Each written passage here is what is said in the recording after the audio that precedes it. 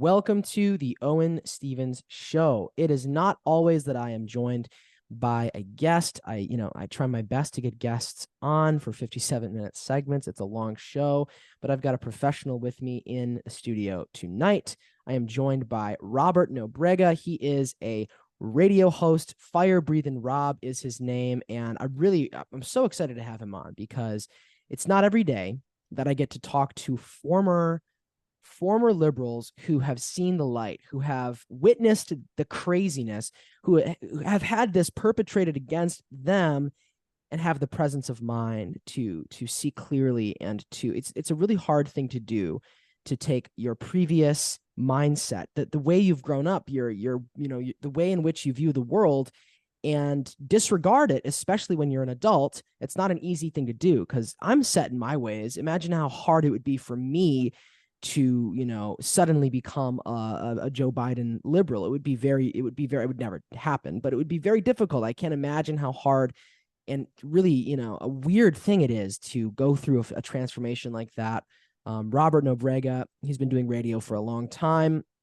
He is a victim, along with many other Americans. Countless Americans can fall into this category now, but Robert's a victim of the COVID-19 vaccines. He's a victim of a lot of their side effects, and what they've done to him is absolutely horrible.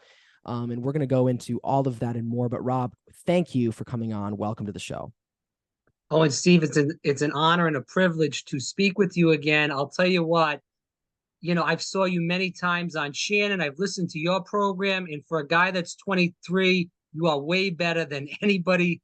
All these blowhards, like I told you when we did our program together, they just run their mouths. You actually know the material backwards and forwards. These guys are reading scripts from their producers and stuff. You're a one-man band, and you're kicking ass and taking no prisoners. I appreciate that, and thanks so much for having me on to talk Yeah, about this important subject. that's high praise, man. That's high praise. It's interesting because I really view myself as a novice when it comes to a lot of the things. I love radio. It's my favorite thing to do. It's what I want to do for like the rest of my life. This is all I want to do. This is my full-time thing. I absolutely love it. But one of the things I love most is, I'll go into a little bit real quick, just briefly. I did a show with TNT Radio, and I was talking to these people who are in their 40s, 50s, 60s. I got to talk to Peter McCullough. I got to talk to all of these people, and what a blessing. To just sit there and learn. Like, one of the things about radio that's great is that you have people on who are smarter than you, and you get to just learn and soak up all the information that they know. They're on for a reason. And I've just been really blessed to be able to have so many wonderful conversations with so many wonderful people who are making a big, big, big difference. And that's those are the people I want to talk to. I want to talk to the people that are on the ground doing the work, who've experienced it for themselves. I'm really excited to talk to you, and I want to start with the vaccine because I think we're going to hit on this really hard and heavy. This is a hard and heavy topic. Most people, now I'm going to put myself back in maybe 2019, 2020. I'm in college. I'm kind of getting through my degree. Trying my best as a conservative on a college campus. This is before a lot of just it was a crazy life for me being in college because of all of the conservative views that I had, and I was demonized for that. So it was crazy. But then COVID came, so it was almost like in the perfect storm. COVID comes along, and I was almost thankful for COVID because it sent us home. It sent everybody home from school, and I no longer had to go on campus where I was unsafe. So for me, I was like, okay, it's kind of a blessing to be able to get out of class. But I remember what it felt like. I remember the questions that were swirling around in my head, the not knowing what was going on, not knowing what was happening. Something like this that nobody is used to. This hasn't happened to anybody. It was the weirdest, most strange thing to hear your professors get up there and talk about this virus like it was the beginning of the end of the world. The way in which they referred to this virus, the fear behind their voice, the trembling behind their voice, it scared me. It scared a lot of kids. There was silence. There was questions. It was unpeaceful. And so that was the hysteria. The hysteria, I fell victim to it because I didn't know. And so many of us that didn't know what was actually going on. And I think what ended up happening is the pandemic and everything that they did and forced upon the world ended up waking up people in mass. that people started to realize that we do not live in a system that cares about your rights, freedoms, or well-being. We live in a system that exists to exploit you, that exists to push an agenda, that exists to attack Jesus Christ, to oppose God, to oppose what's good, to kill babies, to chop off genitals, to sterilize the generation, to minimize human success and achievement, and institute governments that are controlling, institute tyrannical governments that want to strip rights away.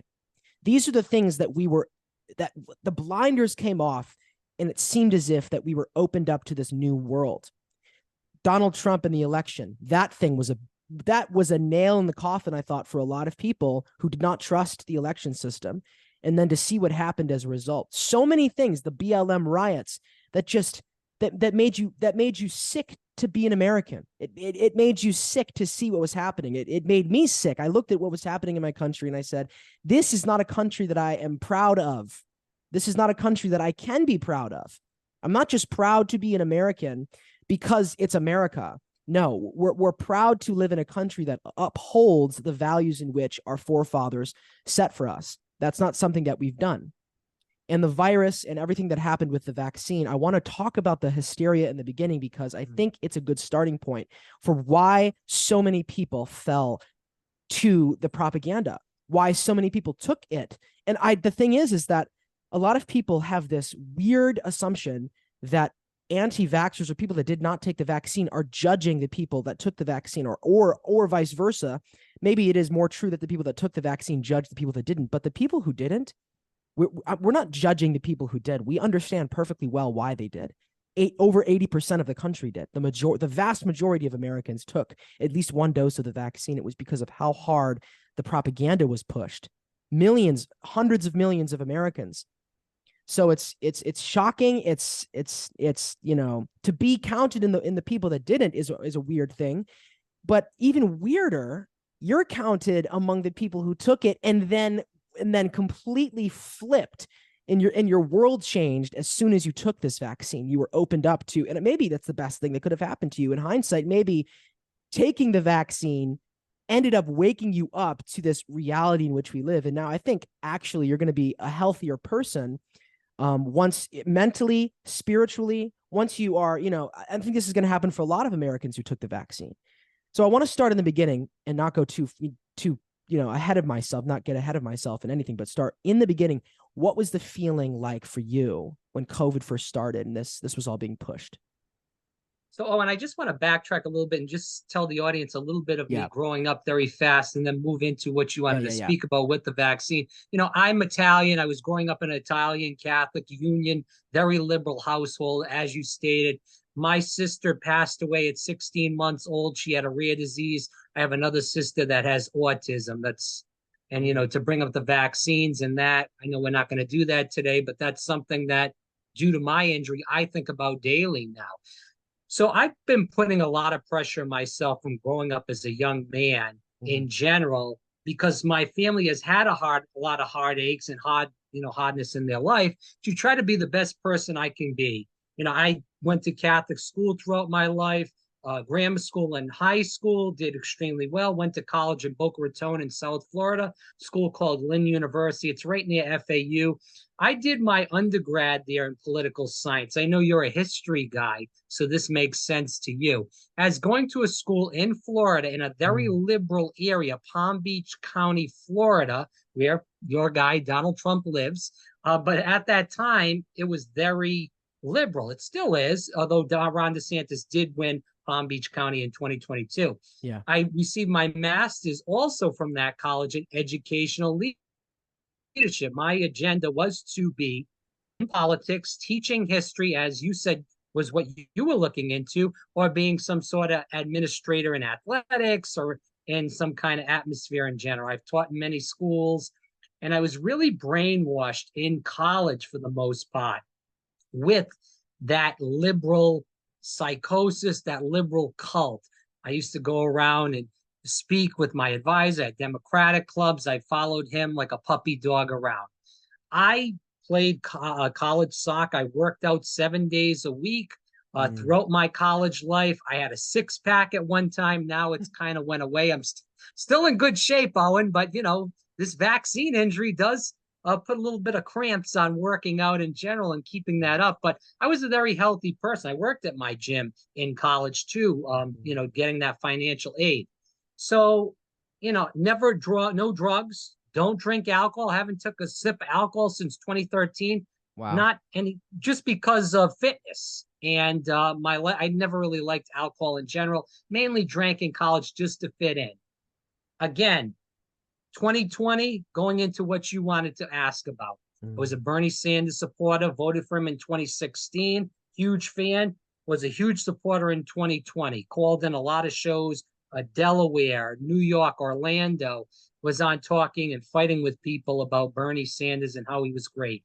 COVID hits. I was actually at Walt Disney World, a place that's very much in the news right now because of their propaganda they've been spewing and their fights with Ron DeSantis right now. And I was a person that loved Disney. I wasn't big into knowing much about the sexualization of Disney. Now I know a lot more, but I went there. I knew a lot of girls that worked there. We'd shoot the breeze. They'd get me on the rides fast. And that's where I was in 2020, was in the state of Florida. And then all of a sudden, Disney shuts down. Everything shuts down. I was with my family at the time. So again, I had been living by myself for 8 or 9 years. Just think about this as a young guy yourself. All of a sudden, everything shuts down. You're horrified. Your family is horrified. And you're stuck together under one roof for almost a year. Okay. Yeah. We all, you lived in college, you get what it is to live alone. So, imagine just coming under one roof with a bunch of people that you love and appreciate, but, it's still tough. And then, not to mention, I'm watching CNN all day, every day with election coverage and COVID coverage, where they're scaring the bejesus out of you in general, Owen. And it's really crazy. And then, I'm not going out anywhere especially without a mask. One mask wasn't even enough. Then it's 2 masks. Then it's 3 masks. Oh, and I was riding my bicycle as a fitness buff myself, scared to death, with 2 masks around in Florida, 90-degree heat, 95-degree heat, 2 or 3 masks. Now we can all look back and laugh, but I do see those people now. And I saw one in April riding her bike. It's an elderly woman with a mask on. And I told one of my girlfriends, I said, there's no reason to laugh. She started laughing. I said, we need to get to these people. We need to find out where they're at. I want to shut up and let you interject. But that's where I was in 2021, was riding a bike with them 2-3 masks on and staying home watching CNN with election coverage and also all the COVID-19 hysteria going on. So in the beginning, when I had heard of this, I was like, okay, there's a Chinese virus, right? We heard that there's a Chinese virus. And, for me, it almost sounded like Ebola. Like I thought, oh man, this kind of reminded me of what the hysteria was behind Ebola outbreak and all of that. And I said, okay, this is going to be weird. And then I hear that the model that they predicted is that 2.2 million Americans would be dead. So this model that they used, which was a faulty model, completely faulty, fake model. Dr. Fauci was behind it. A lot of these other people were behind it. Bill Gates was behind it. George Soros. These people, it was all about fear.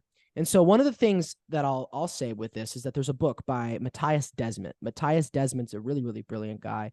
And he wrote a book called Mass Formation Psychosis. So it's all about mass formation psychosis. And what does that mean? Well, mass formation psychosis is where something happens to a society, an event. Could happen over a slow burn, when I think ours is really more of a slow burn in the deterioration of American rights and sensibilities.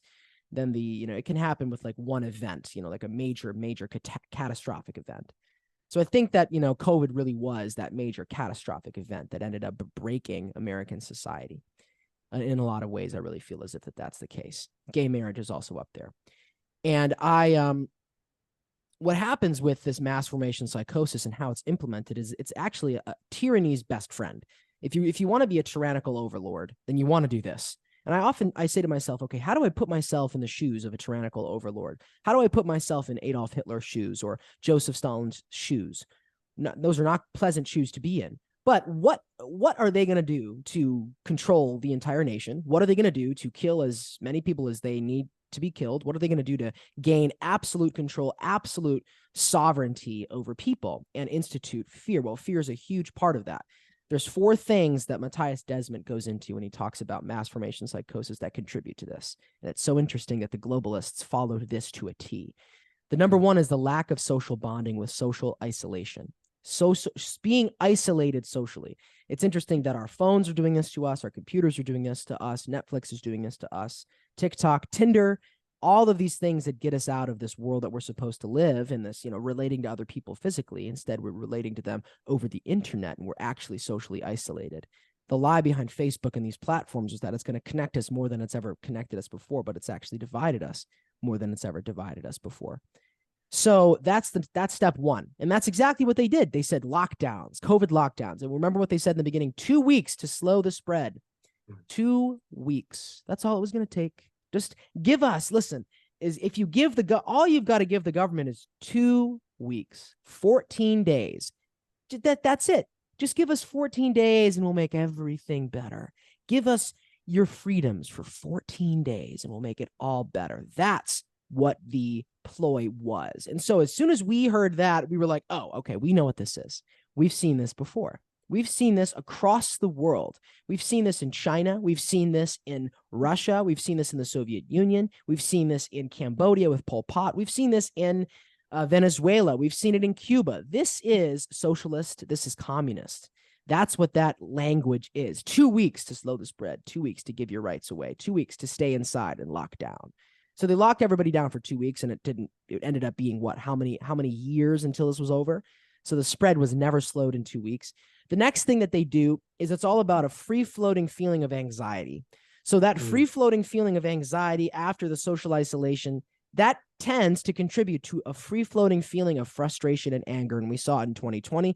How angry was 2020 when half the country was burning down cities, rioting, George Floyd is killed, and people are in the streets attacking Black-owned businesses, even burning down Black-owned businesses, destroying Black people's lives, destroying people's lives just because this one guy died of a drug overdose. So that free-floating feeling of frustration, the fear, the social isolation, all of those 3 things that are instituted by the government and by these fake media outlets that are controlled, it contributes to something that is devastating, which is the lack of meaning and a lack of sense making. And once we're in a state of where there's no meaning and there's no sense making, that's where we're really destroyed. That's when we've been lost. That's when the country is in chaos, and chaos is exactly what a tyrannical government wants, because chaos needs order. So they are going to implement their order, but it's going to be tyrannical. That's exactly what this is. That's how simple it actually is. And so the models in the beginning were so all about fear and anxiety. Were you anxious and really afraid kind of like in the beginning? And like, what was that like to feel that, because it was a really real feeling. I felt it initially until my mother slapped sense into me. She actually legitimately slapped me. Like she physically slapped me, just not like an abusive thing, but like just hey, get your shit together. Because this is, you cannot allow yourself to be afraid right now. You have Jesus in you. If you have Jesus in you, what are you going to be afraid of? That's kind of my mom's, personality. And so I was really blessed to have that. What was it like to feel that fear for that amount of time? I can't imagine that. Well, it was really stressful, Owen. And I'll tell you what, like you said, being locked in, the fear and anxiety coming from the media and in general, people that I thought were very trustworthy, people that I looked up to as politicians, Barack Obama, Joe Biden, as far as that goes. I know it's sad to say, but I mean, I'm not going to lie to you, and I'm just going to tell the truth. And I looked up to these people, and they ended up lying to me down the road. I laugh and get a kick out of this. When it was Trump in office and they said it was the Trump vaccine, and Peter Hotez, Kamala Harris, Joe Biden, they said they wouldn't take the Trump vaccine, but all of a sudden Donald Trump gets kicked out of office, and now the vaccine's God's greatest gift to the world. So, I mean, that's just one thing. But yeah, it was very scary. My parents are elderly, they're older, they're in their early 70s, and they're worried about dropping dead any second. And, then I'm getting this fear of what if I lose them? So I'm a young guy, I'm in my early 30s, but I still Mm, have to be careful because the talk was, what if you bring it home? Remember, you got to get the vaccine because you might kill grandma. You got to be careful because if you bring it home, you're going to kill your mother, your father, your sister, your brother, and everybody else in the kitchen sink. So that's what it was really for me. So yes, it was anxiety and chest pains. Again, looking from it 2 years later, we're seeing that this was brought about so that people would have that anxiety and would be pushed into getting the vaccination when it did come mm. out at the end of 2020, early 2021. Yeah.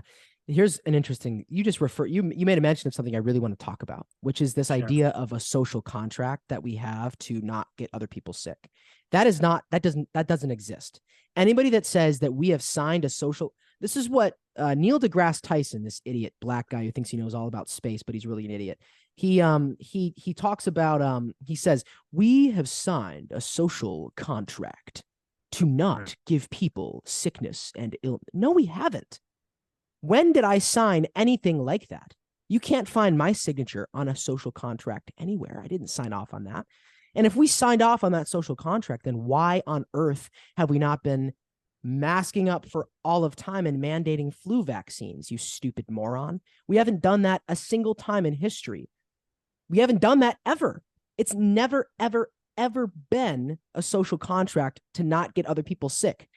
It's understood, widely understood, that there are I just risks want to, to going outside and being around I people. just, I just want to interject, and I apologize for interrupting you on, but I just want to interject very quick. These people, like Neil deGrasse Tyson, Dr. Fauci, Mr. Hotez here, they want a society, and people that are listening to this know Black Mirror. Watch Black Mirror on Oh, Netflix. yes. And this is the stuff that they are trying to push eventually down the road. I'm not saying it's today or tomorrow, but these are the things that they're trying to eventually push down the road. And they Mm. will run society, and everything will be like Instagram and Facebook. And based on that social credit score, which is already happening in China, and it's coming here next, unless we stand up and put a stop to it in this election and the elections to come after. But go ahead. That's exactly right. Yeah, you hit it. You hit the nail right on the head, and that's what I was trying to get at. You put it really, really, really well. That it's about the social credit score and this idea that if you go outside, it's bad because if you get somebody else sick, you're a murderer. That's not true. Anybody that thinks that is not. You've lived your whole life except for 1 year where that was the narrative. It's understood that if you go outside, this is why people carry around hand sanitizers on their keychain. This is why, everybody. This is why when they say, okay, you're going to a conference, you're going on a trip, okay, you probably, just be careful, take your vitamins because you might get sick. It's understood. It always has been understood that if you're around a lot of people, there's a higher chance that you're going to get sick. That's something we've always been fine with. But then this is so smart. They're geniuses. This is the thing. We are not fighting against people that are stupid. We're fighting against people that are geniuses. We're fighting against social engineers. We're fighting against people who are engineering the social construct of our whole country. They're trying to re-engineer and implement their sick and twisted demonic agenda. And so now it becomes where if you go out in public or if you go home and they're so evil, they're using our families against us. They're trying to pit our families against each other by saying, you can't go hang out with your grandma because you're a threat to her health. It's all about turning the family in and against one another. And how many families have been ripped apart by this disagreement about COVID, by disagreements about masks? So it's not just an attack on social structures in general. It's an attack on the family. That's what they used against people. I raised my hand when you said families breaking up because of this, because that's happened to me. My family doesn't believe that I'm vaccine injured. Uh, they think that I'm crazy. They think that there's something wrong with me, and it's Mhm. it's pretty sad because I love these people with all my heart, and they're just still stuck in that liberal psychosis where they just cannot escape. I just want to kind of put the exclamation point on what you stated about people being manipulated. The people are being manipulated not because they want to, because our school systems, this is a whole different topic. I don't want to go down this road, but our school systems are a joke. So the kids aren't learning. They grow up not learning. And that's how they get manipulated because they're not intelligent enough. This is not a derogatory comment against people in our No, society. This you're is right. just factually correct. In the public schools, I've taught in the public schools, I've told you this off air, and even in when we did an interview together, that it's a joke in there. It's all about Snapchat, Instagram, Facebook. Play with your cell phone all day, and if you do the work, then you'll succeed. If you don't, then you just go down the totem pole, and eventually you'll be in the criminal justice system, and that's just the way the cookie crumbles. So, Yeah, it's sad, but it's true. So I I'm not don't want to as go too much on nice. that, but I just wanted to. I mean, I'm really not as nice. Like one of these things about that's really annoys me is to be nice. Like we're supposed to be nice. That doesn't help anybody. If you're wearing a No. mask today, you're not a serious person. If you're wearing a mask today at any point in a store, at an airport, you're not a serious person because the evidence is there. The data is there. No one else is doing it. You are clinging to something that is absolutely ridiculous. And But it's you not agree, subject. Owen, that we have to get to those people that are wearing a mask because Yes. they are following the cult. And if we don't get to those people, again, when they play this game, whether it's climate change or another pandemic, Mm-hmm. these people are already in the game. We have to Yeah. figure out some way, and it's very hard to do this. And I honestly don't have the answer for some of these people. Maybe it's they Yeah. have to suffer with a vaccine injury or something like I did to finally come out of the psychosis. But Yeah. like I said, I I don't have yeah. the answer, but we need to get to them. Go ahead. Now, there's two ways you can go here. Now, I think we're actually talking about something really interesting. How do we approach people as conservatives? And this goes for everybody listening, as conservatives and as people who Christians who love other people, who want other people to see the light, who want other people to be free. How badly do we want them to be free? Here's the thing: we oftentimes want to be nice because being nice feels like it's more comfortable to be nice. It's more comfortable to actually leave people alone. It's more comfortable to just be like, okay, let them be them, let them be free. But if you care and you understand that that person's hurting, you understand that that person is in a rut, is in a trench, is in a ditch of thinking that they're not going to get out of. Like it's a different level of confrontation. We have to confront the hysteria. If we're not confronting, now we don't do this in a mean way. We do it as lovingly as possible. You're not trying to hurt people's feelings. You're trying to rip the blinders off with facts and conviction. And that's something that we have to be doing. Confronting the crazy. Confront the crazy. Don't withdraw and say, you know what? It's going to be an uncomfortable conversation. It's going to be an argument. That's going to happen. Okay. But if we care about other people, what should we do if we care about them? We should be trying to confront this crazy agenda that's ensnared their brain. That's something we have to start doing. And it's not going to be comfortable. You're going to have to call people out and say, hey, what are you doing? Why are you wearing a mask and then taking it off to eat? Does that make any sense to you? It doesn't make sense to me or the 99 other people in the room that don't wear their masks. So what are you doing? You're an adult. You look like you're in your 40s. What kind of example are you setting for your kids? You are being crazy. Take your mask off, man. Something like that.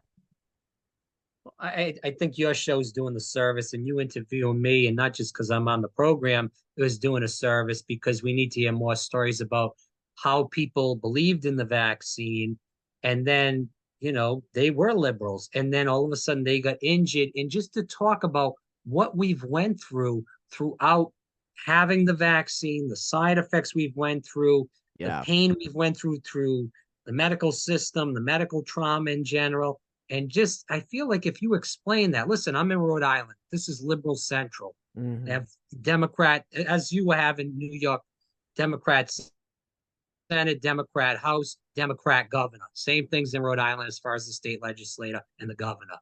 I meet these people. I know majority of them are liberals. And at the beginning of 2021, when I would tell people stories about vaccine injury with me, they Mm. would, you could see it in their eyes that they didn't believe you, that they thought you were psycho or should be in a mental hospital. The Wow. list goes on and on for terminology that they thought you were.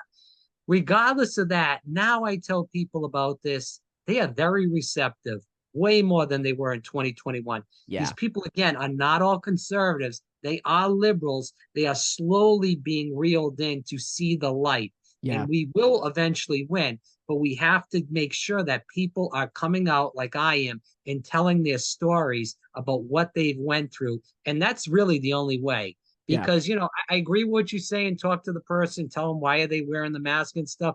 But also people get triggered so much in society nowadays. I don't know if that's really going to Yeah. work or just start a brouhaha. Testimonies. Yeah, you need testimonies. And I want to go into that. Now is the time. So Sure. let's talk about, for the rest of this show, I just want to be talking about the vaccine in your experience. And I can't relate because I've not taken the vaccine, but I know that I've been shed on. So I know that I have spike protein that's affecting me. It affects everybody. Vaccine shedding is a big issue, but I want to talk about your experience with the vaccine and what happened, what you felt like, what your decision-making process behind taking the vaccine, and then the side effects. Well, my decision-making process came by, as we stated earlier, with, my parents being elderly. Also, again, I was watching CNN, 24/7 throughout those months in 2020 and 2021. When Governor DeSantis did open up the vaccine for people my age, I used to have asthma when I was younger. When I went down to Florida, I used to run a lot and work out. I kind of lost that. I don't really have that anymore. I have inhalers, but I don't really use them. Mm, Regardless of that, I was terrified because everybody's saying it's a respiratory virus. It could kill you for people that have asthma. So even though my asthma really wow. wasn't there, I said I probably should do this. This is when we talk about Christ. And I know you're a believer, as am I. I have had my faith and then I kind of lost it. I'm kind of gaining ground on bringing my faith back to me. So I just want to describe the situation. March 4th, I got my first vaccine, 2021, at a public supermarket near my house. Before I went in there, I started getting a lot of chest pains and anxiety. Again, this was before the vaccine, not after I received the shot. Wow. I didn't know what was happening to me, but I started having these thoughts in my mind. And some people thought I was psycho. Some people that believe in Christ believe that this was the Holy Spirit telling me not to do this. And I had these thoughts of saying, hey, don't do this. This is not good for you. I actually called a couple of older friends. They're in their 70s and 60s and said, hey, I'm having these weird vibes, these weird feelings about getting this vaccine. And they said, you got to do it for grandma. You got to do it. Everybody's doing it. It kind of was pushed in. Get the first vaccine. Everything was pretty much fine. No fever, no issues, except a couple of nights during the time between the first vaccine and the second vaccine. I woke up. I was a little shaky to go to the bathroom. We've all had those times in the middle of the night where you have to get up and go to the bathroom. Anyways, that was the times where I got shaky. Second vaccine, April 1st, 2021, same place, public supermarket. Again, about an hour before getting the vaccination, How I far started apart getting, did you get the first, and how far apart was the first vaccine and the it second was about vaccine? 27 days. 27 days. So 27 days. any other symptoms besides the shakiness, the chills, the other things that were involved with the first vaccine? No. I didn't have any chills. It was just a dizziness about 2 or 3 nights when I Dizziness. woke up. Gotcha. So not that many side effects when it came to the first vaccine, which I hear a lot Yeah, of it was people. fine. Actually, Right. everything kind of faded out after about 2 or 3 nights, like I said, of the little bit of shakiness. Wow. So again, the second shot, same place, same deal with the feelings, the anxiety, the chest pains. Weird. Uh, Started calling people up again, saying, this just doesn't feel right to me. And I just don't know if this is the right thing to do. Again, same people putting the pressure. You got to do this. You could kill somebody, this and that. We've went through this already. Oh, it's I so got it. evil. Okay. So then I get the second shot. I go home. About 3 hours later, I have the fever. I have the arm pain. I have, I started feeling like I was going to throw up. Everything's coming about after the second shot. I go lay down.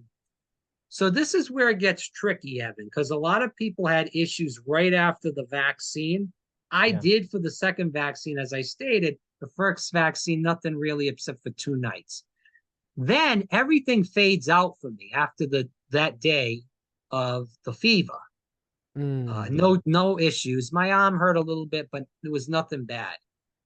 About 2 weeks, and I spoke to Dr. McCullough, Dr. Malone, and a lot of other people that are treating vaccine injured patients about this.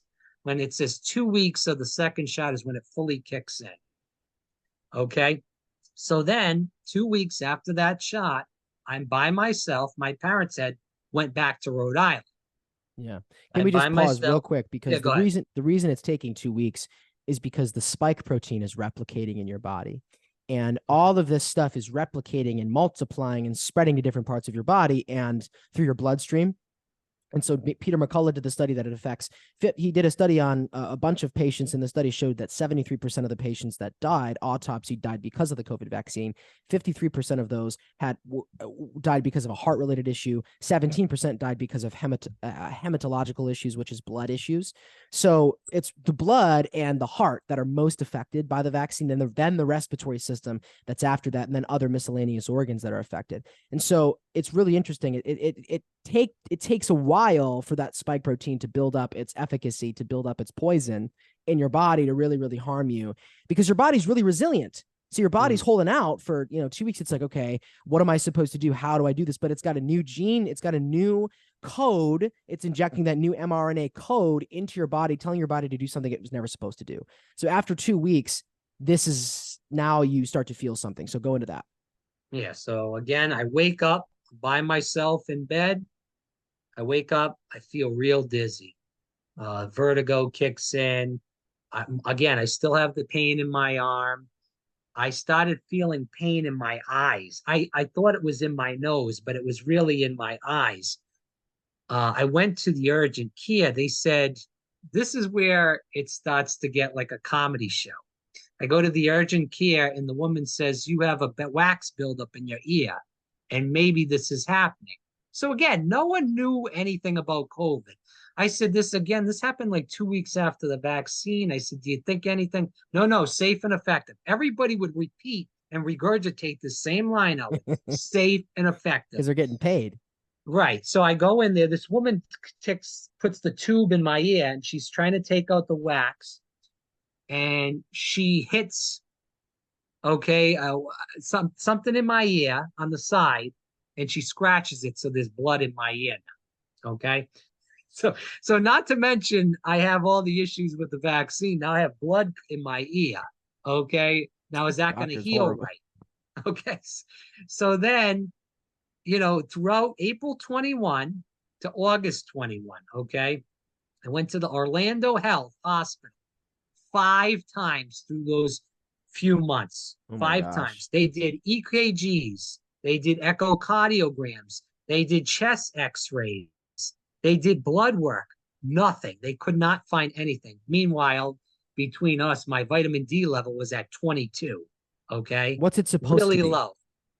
It's well, 22 out of 100. It's pretty bad. No. Okay. All right, but no one told me this until months later, okay? So, we all know about the vitamin D. We don't have to go down the rabbit hole with all that. You How could talk good about your all this vitamin. stuff for days Right. and not complete all the factors that go into having a healthy body, especially about the vaccine, but keep going. I just want to tell you this too. So so these are all the doctors I went through the time, okay? Yeah. So I went to an ENT, okay?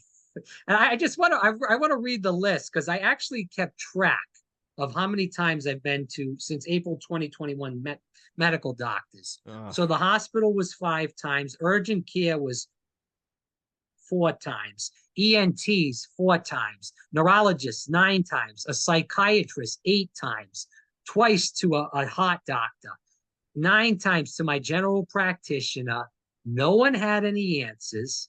They all said it was either went through from wax to my ears to you just have vertigo to get a booster shot and all the symptoms will go away. I That's sinus. craziness. So they told you that getting a boost, the reason you were feeling this after the first 2 shots you already had is because something maybe didn't go right, but put the booster in because that'll fix everything. What a load of, man, I would flip out Oh, on and that I doctor. was so hypnotized at that point. And again, you're fighting, or again, I have family members again that think I'm psycho. They don't believe that I'm in vaccine injury.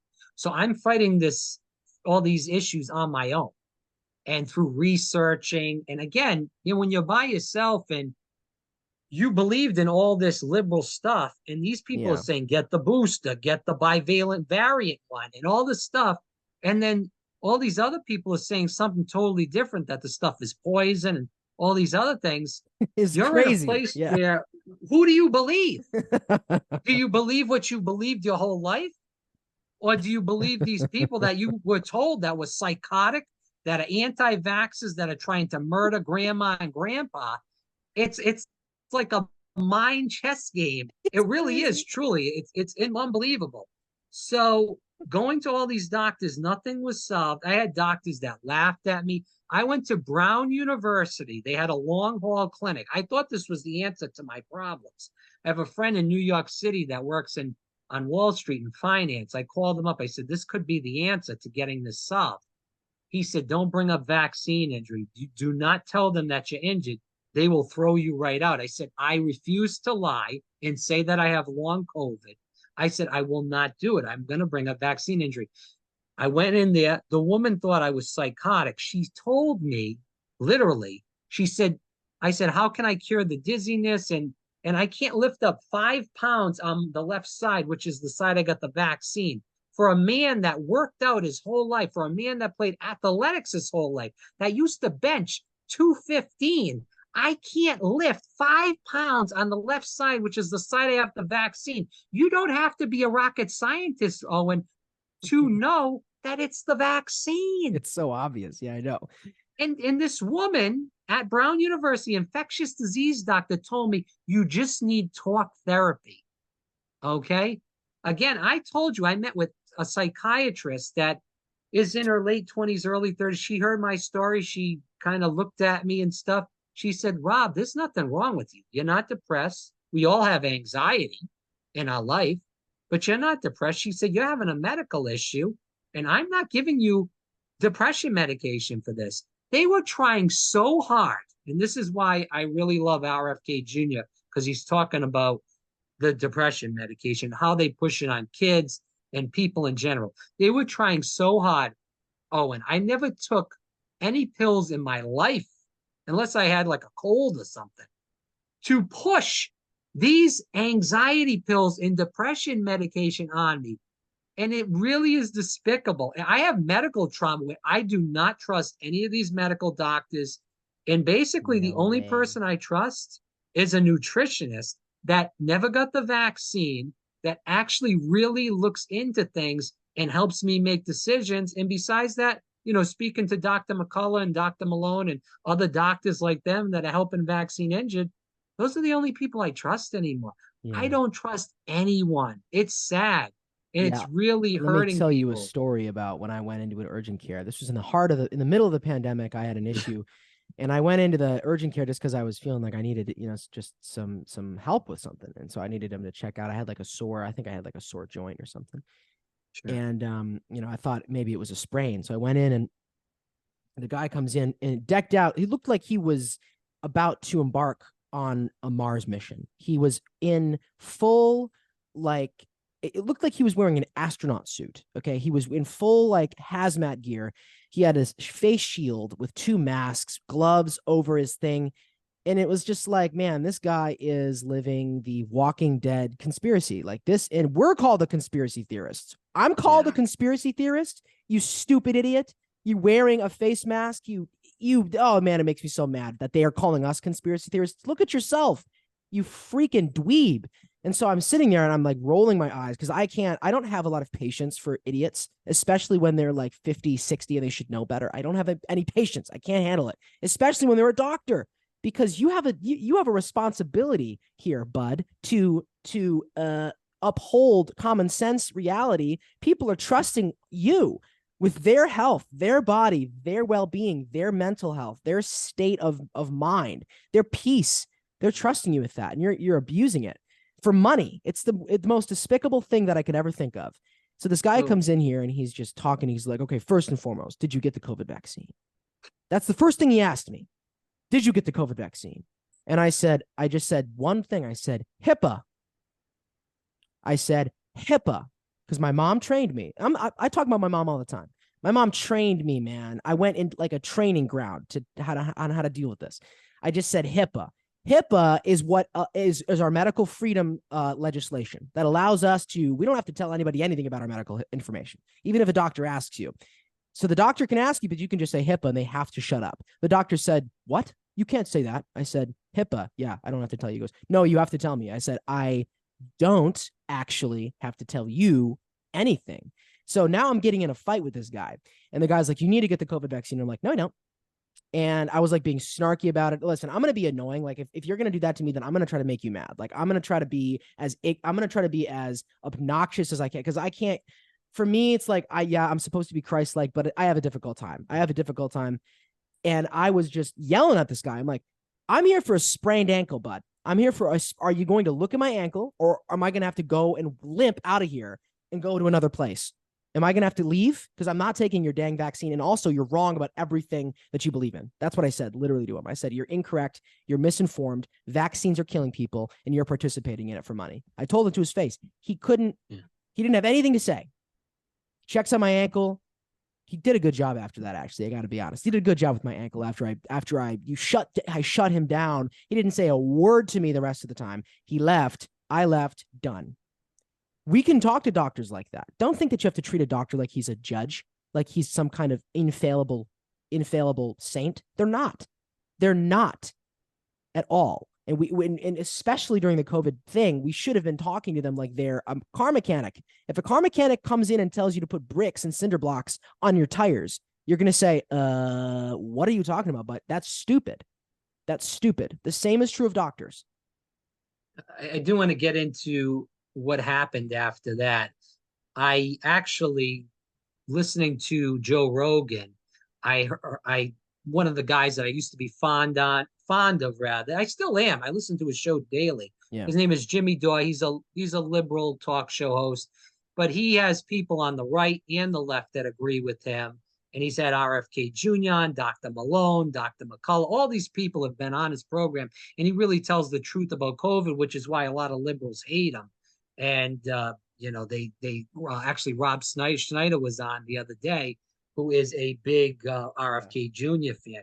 Regardless of that, he was on the show, and he was talking to Joe Rogan about his vaccine injury. Long story short, he had some of the same symptoms of me, which I have the issue from the vaccine, which is, and I want to get into this right now. It's caused extreme inflammation in my body. I actually did send my blood paperwork to you, Owen, and you can even just look through it. I mean, my vascular inflammation in my body is supposed to be under 12.3%. And it is actually at 180. This was last taken in 2022. 180%? Yeah, and it's supposed to be 180.3. 12%. So healthy is 12%. With 2 vaccines, it's 180%. Wow. For me, correct. So I saw this guy called Dr. Bruce Patterson. He is a former, and I'm not trying to do a plug for him. People can do their research, what they think of him or not. He's helping people with long COVID and vaccine injury. I met with him in his practice, and they're the ones that did the cytokine blood tests. It tests, tests 14 cytokines in your body, measures inflammation levels, and all these other issues. And they're putting people on different drugs, ivermectin, Maraviroc, which is an HIV drug that's helping people in general. And through that, I've gotten a little bit better, but I still have a lot of problems. Things I used to enjoy, going to basketball games, going to Walt Disney World and watching these shows performed, the Lion King, Frozen, all these shows I used to go to, people I knew there. Where anything with flashing lights now, it really bothers my eyes and triggers the vertigo. I have to sleep with a night light on right now, Owen. And because you can see if this does get put on, but for people that aren't watching this, I have big bags under my eyes. Again, I'm only 34 years old, and it's really tough for me to sleep due to the vaccine injury with the vertigo, because the vertigo, when I shut the lights fully off, it does hurt my as far as me with, Feels I like you're don't know how to, falling dizzy. Yeah, that's crazy. yeah, I don't, it's hard for me to explain some of these things because then they're very foreign to me before this happened. But, just to close, I will be doing another one of those tests to see where my inflammation level is. And I have been looking into the wellness company with Dr. Peter McCullough, and I know they're doing great work there with nattokinase. I think people just need to be careful also. And if they're dealing with vaccine injury, of who they're looking for to help them, because there's a lot of people that are on our side that are against the vaccine, that are trying to push different products. Please do your research. Please don't do anything without somebody that you specifically know and trust Natural as far path, as taking preferably. supplements, because there's a lot of Habuki theater out there and people saying things work when things don't. Just please make sure you do that work. But Owen, my thing is that I'm grateful to people like you that are bringing the word out about the vaccine and how it's really hurt. People have died. I feel Yeah. like I'm the lucky Well, ones. that's what you're doing. You're bringing out more than I am the Right. effects of this because you felt them personally, And so, do you feel like, and you've lived with these symptoms for how long? And do you feel like it's going to get better? Has Since it April gotten? of 2021. Sometimes you lose hope, Evan. I try to still work out. I can't lift anything above my head. So everything has to be the legs or just cardio, or I Yeah. can do some stuff. I'm working with a physical therapist. She's been very great. It's tough. And, I talked to Dr. McCullough about this, and he was speaking about a lot of people have committed suicide that are vaccine injured because it really is hard waking up Oh my and then goodness. you're worried about how the day is going to go. It's almost the same day over and over again. It's hard to work. It's hard to do a lot of jobs that used to be, like peanut butter and jelly for me to complete. And with that said, you lose hope. I'm blessed that I have a therapist in my life that's a little younger than me. We don't know each other, but I do know her boyfriend. That's not how we met. But she's been helping me a lot. I have a nutritionist again that's against the vaccine. She's been helping me with vitamins, some of the stuff that Yeah. we talked about off air, NAC, and raising your vitamin D levels, zinc, vitamin C, all these things, Mm, and really getting, my body, hopefully, God willing, back in shape. But you yeah. know what? In the end, all you can trust is your judgment. Put your critical thinking hat on, and also you got to trust in God. Like I told you, I lost my relationship with Christ, and I'm trying really hard to build it back, and it's hard. I Yeah. know God loves me always, but it's just hard because I've been pushed into all this liberal hysteria my whole Yeah. life. And I'm really trying to build that relationship back with Christ. And I would say people that are listening that are vaccine injured, try to find a good doctor, try to find a good nutritionist that can help you, and just surround yourself with like minded people. This is the time where you have to keep your spirits up and don't listen to too much COVID vaccine talk because Mm. it really will Get throw you depressing. off. Yeah. I do it, and The- it's hard. I we need to have the come best heart surgeon in the world in Jesus Christ living in us. We have the right. best biologist in the world in Christ Jesus living in us. We have the best neurosurgeon. We've got the best vaccine expert. We've got the best naturopath. We've got the best healer, the best doctor, the best medicator. He's the best. He's better than all of them. And he can and will heal you. He can and will heal every single person that's been dealing with a vaccine injury. Listen, the Bible also talks about this in the believers who drink a poison that it's not going to hurt you. That the poison that you drink is not going to hurt you. We have to be living by faith, so strongly in the faith that Jesus doesn't just say things. He doesn't just say things, that his promises are yes and amen. When this is in the Bible, when this is breathed out of this is God breathed scripture that says if you drink a poison, it's not going to hurt you. If you take a poison, it's not going to hurt you. If you're conned and swindled into taking this vaccine, if you were conned and swindled into taking this vaccine and you regret it, don't worry, because when we're with Christ, we're a new creation entirely. And our old flesh, the vaccine injured flesh, dies away. We can and will live that way. Healing is possible. That's the thing that I always tell people. Healing is possible. Miracles happen all the time. They happen all the time. They can and will happen. And so we have to just really have that. That's the kind of faith that really ends up changing the world. And I think that that's actually something that's going to be outpouring right now with this vaccine injury with everybody. The thing you said about suicide, people just ending it because of how miserable life has become. That's what this is about. This is about attacking the quality of life. This is about an attack on life. This is an attack on life itself. That's what the vaccine is. It's an attack on life itself. It's an attack on the way that you were designed. It's an attack against truth. It's an attack against common sense. It's an attack against morality. It's an attack against all of these good things, your natural immunity, your natural immune system, your body's way of fighting disease. That's what this is. And it's very scary and it's very sad to see how many people have taken the vaccine. But I actually think that this is going to be an opportunity for heaven to pour out healing upon the nations, to pour out healing upon people that have been injured because of this catastrophe, because of this calamity, that Jesus is going to use this as an opportunity and turn it for good. And people are going to be saved and come to Jesus and have their salvation secured, knowing that Jesus was the one who healed them from their vaccine injury.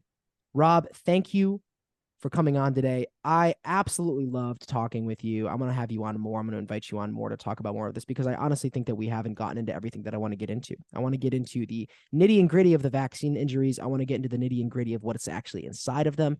The people that you've talked to and the things that you've learned from, talking to people so much more brilliant than you or I. Those are the people that I'm really interested in talking about, Peter McCullough, and the people that are doing the work right now to restore hope in medicine, to restore hope in doctors. Right now, I've lost my faith completely in the medical system and doctors entirely.